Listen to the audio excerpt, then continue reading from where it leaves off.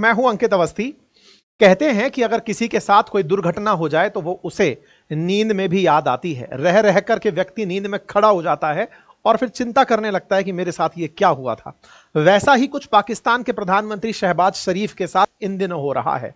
शहबाज शरीफ हाल ही में ब्रह्मोस के उस सच सपने से बाहर निकलकर दुनिया में घूम रहे हैं जो इन्होंने अभी आंखों के सामने देखा सपने जैसा ही था। उन्हें उनके लिए एक बुरा सपना जरूर था कि भारत की ब्रह्मोस ने पाकिस्तान को छलनी किया था, लेकिन अब ये खुद से ये बात स्वीकारने लगे हैं और पब्लिक के अंदर जाकर ये कहने लगे हैं कि हमको ब्रह्मोस नहीं मारा था। बाय द वे, ब्रह्मोस को इस बात की शाबाशी। एक बार गलती से हमारी ब्रह्मोस पाकिस्तान में गई थी तो दुनिया भर से ऑर्डर आने लगे थे। अभी रियल में ब्रह्मोस गई है तो बहुत सारे देश अपना ऑर्डर प्लेस कर चुके हैं। ऑपरेशन सिंदूर के बाद दुनिया कुछ और करती है। भारत ने ब्रह्मोस का प्लांट डाल दिया है कि दुनिया वालों आओ और हमसे ब्रह्मोस पैक करा के ले जाओ। बढ़िया ऑर्डर मिल रहे हैं। साल भर के हिसाब से 100 से 150 मिसाइल हम बनाकर अब डिलीवर करने की स्थिति में होंगे। ऐसी तैयारियां चल रही हैं। खैर, इन सब बातों पर विस्तार से चर्चा करेंगे, लेकिन पाक प्रधानमंत्री शहबाज शरीफ के इस चर्चा, इस स्टेटमेंट की चर्चा आज के सेशन में कर लेते हैं, जो कि फिलहाल हेडलाइन बना हुआ है कि शहबाज शरीफ कह रहे हैं कि हम हमला करने ही वाले थे कि हम पर हमला हो गया और ब्रह्मोस ने हमें छलनी कर दिया। इन्होंने अपनी तरफ से बताया कि सुबह 10 बजे 10 मई के दिन की बात है, सुबह की नमाज के बाद हम हमला करने की तैयारी कर रहे थे, लेकिन पहले ही ब्रह्मोस मिसाइल रावलपिंडी एयरपोर्ट समेत पाकिस्तान के कई ठिकानों पर हमला कर दी। इन्होंने जो कहा वो यहां पर चलता हुआ सुनाया जा सकता है। हमने रेस्पॉन्ड करने का निर्णय लिया था कि हम बहुत बड़ा रिस्पॉन्स देंगे भारत को। फजल प्रेयर्स जो हैं, सुबह की जो नमाज होती है, उससे पहले पाकिस्तान की आर्म्ड फोर्सेस भारत को जवाब देंगी, लेकिन उससे जस्ट पहले ही हमारे ऊपर आकर ब्रह्मोस गिर पड़ी। अच्छा, बाय द वे, पाकिस्तान का यह कहना क्यों मायने रखता है, इसको समझिए। देखिए, जैसा आप सभी जानते हैं कि पाकिस्तान इस समय दुनिया भर में झूठ का नैरेटिव फैला रहा है। हमेशा अपनी तरफ से एक लाइन बोल रहा है कि हम पर तो कुछ हुआ ही नहीं, हमारा तो कोई नुकसान हुआ ही नहीं, हमने भारत का ये नुकसान कर दिया, हमने भारत को इतना नुकसान पहुंचा दिया। तमाम प्रकार की बातें पाकिस्तान के द्वारा फैलाई जा रही हैं।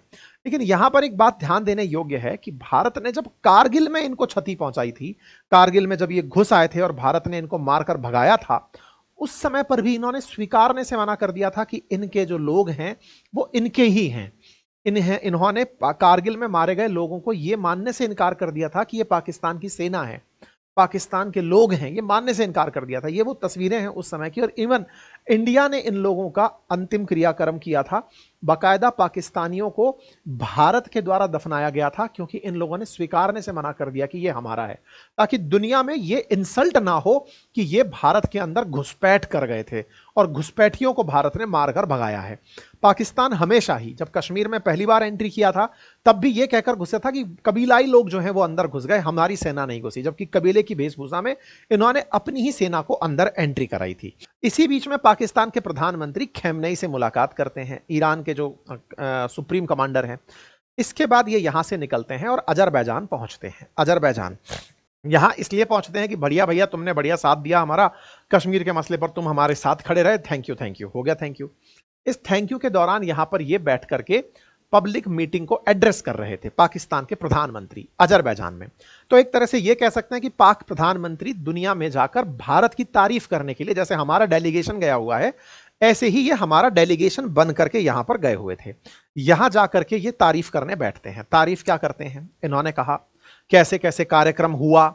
इन्होंने कहा सेना 10 मई की सुबह नमाज के बाद हमला करने की तैयारी कर रही थी, लेकिन उससे जस्ट पहले ब्रह्मोस मिसाइल ने हमारे रावलपिंडी एयरपोर्ट पर हमला कर दिया। ऑपरेशन सिंदूर के अंदर इन्होंने जो भी हुआ वो बताया। इन्होंने जो कारनामा किया वो तो हमारी दीवारों पर पुंछ में हाजिर है ही कि इनके जो गोलीबारी थी उससे कोई भी बड़ी कैजुअलिटी नहीं हुई, लेकिन भारत ने जिस तरह से काम किया वो साफ साफ दिखाई दे गया। इन्होंने बाकायदा ये बात बताई कि हमारे ठिकानों पर भारत का हमला हुआ, और ये बात जानने वाली भी है कि रावलपिंडी में जो नूर खान बेस है, ये उन 11 मिलिट्री ठिकानों में से था जिसे भारत ने निशाना बनाया था।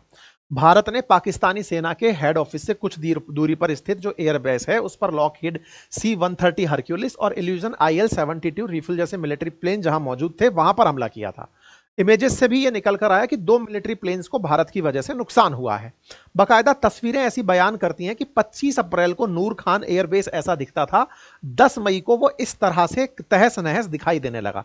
देखो ये वो तस्वीरें हैं जो मैक्सार टेक्नोलॉजी, जो कि दुनिया में बहुत हाई जूम तस्वीरें निकालती है और केवल उन्हीं एजेंसीज को देती है या देशों को देती है जो ऑथराइज्ड होते हैं। तो उन तस्वीरों से यह पता चल रहा है कि भारत ने इनका कितना नुकसान पहुंचाया था। ऐसे ही आप यहां पर देख सकते हैं कि भारत ने किस तरह से इनके हैंगर्स पर नुकसान पहुंचाया, वो यहां पर इन तस्वीरों के अंदर विजिबल हो रहा है।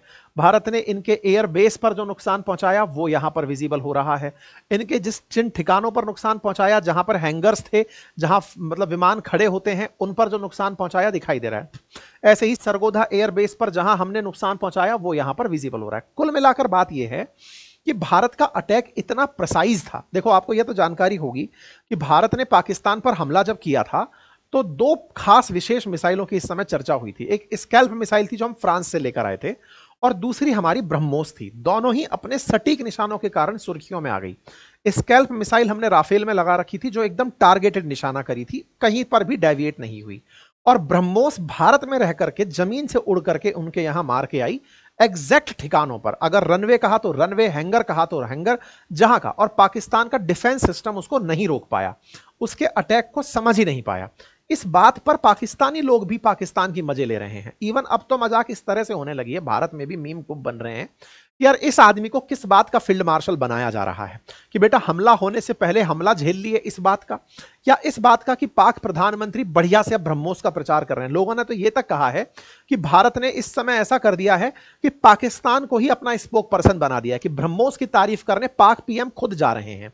मतलब लोगों ने यह कहा है कि अगर अपने डिफेंस प्रोडक्ट को दुनिया भर में बिकवाना हो तो पाकिस्तान के प्रधानमंत्री से अच्छा ब्रांड एम्बेसडर कोई नहीं हो सकता। और यह सच भी है।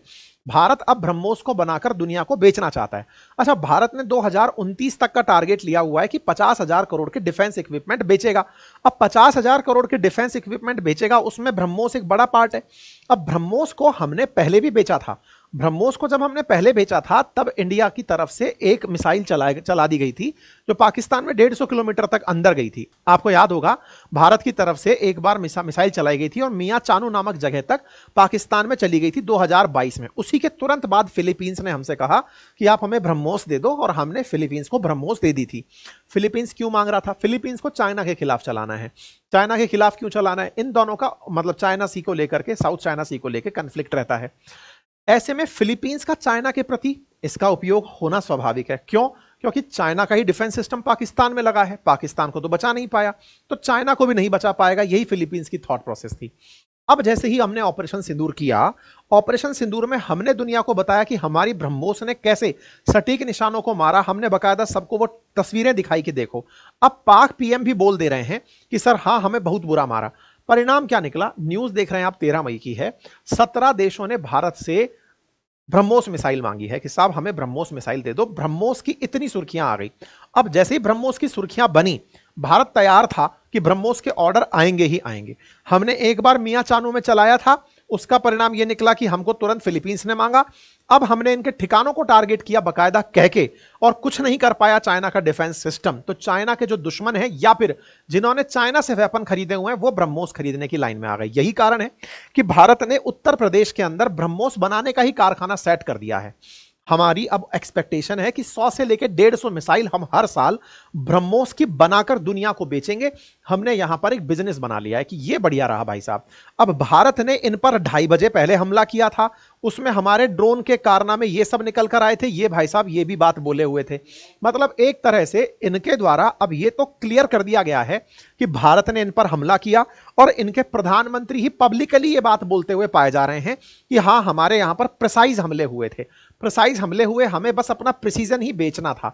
तो भारत अपने डिफेंस सेक्टर को बढ़िया से ऑपरेट करने में कामयाब हो गया है। ठीक है साहब, पाकिस्तानी लोग भी इस बात को मानते हैं कि हमारे ऊपर हमला हुआ था और पाकिस्तान के द्वारा जो रिटेलिएशन था उससे कोई भी भारत का नुकसान नहीं हुआ। इसी बीच में आज रक्षा मंत्री का एक बयान काफी वायरल हो रहा है, जिसमें रक्षा मंत्री नेवी से कह रहे हैं कि आप सब लोग तैयार रहिए, क्योंकि जो अभी हमने किया वो वार्म अप था। अब पाकिस्तान ने अगर कोई भी आतंकी घटना हमारे साथ की तो वो एक्ट ऑफ वॉर मानी जाएगी, ये हम कह चुके हैं। और इस बार नेवी का पूरा योगदान होगा, ये हमारे रक्षा मंत्री ने बयान दिया है।